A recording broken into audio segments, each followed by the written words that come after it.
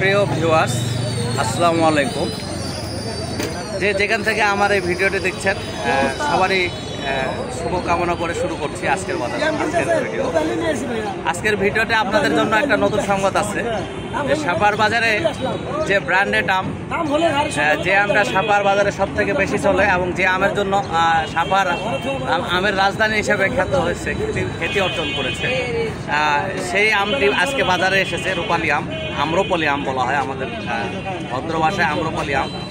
আজকে সাপার বাজারে প্রচুর আমদানি হয়েছে আমের, কিন্তু এখানে একটা ব্যাপার ঘটে গেছে যে বিভিন্ন যারা পাইকারি আম ফল ব্যবসা করে আর কি, সিজনাল ব্যবসা করে, তারা লিচুর ব্যবসা, তারপরে সাতক্ষীরায় আমের ব্যবসা চলতেছে, কানসাটে আমের ব্যবসা চলতেছে, বিভিন্ন জায়গায় আমের ব্যবসা চলতেছে, ফলের ব্যবসা চলতেছে। সেই কারণে সাপারে এখনও যেগুলো ব্যাপারী আম কেনেন তারা এখনও সবাই আসেনি, পুরোটাই আসেনি। সেই কারণে আম বিক্রি করতে আম চাষিদের একটু কষ্ট হচ্ছে এবং আমের দাম কিছুটা কম। কিন্তু আগামী 8 দিনের মধ্যে এই বাজারটা ইমপ্রুভ করবে, যখন সব ব্যাপারী এবং ব্যবসায়িকরা এই সাপারমুখী হবে। আপনারা সবাই জানেন যে বিভিন্ন এলাকায় আম আছে, বিভিন্ন এলাকায় লিচু আছে এবং বিভিন্ন এলাকায় অনেক ফলমূল আছে, সেগুলোকে নিয়ে ওই ব্যাপারীরা ব্যস্ত আছেন। সব কিছু মিলিয়ে যখন আমাদের এই সাপারের সব ব্যবসায়িকরা আসবেন, সব পাইকাররা আসবেন, তখন সাপারের ব্যবসা জমজমাট হবে এবং এটা হয়তো আরও 7-8 দিন সময় লাগতে পারে।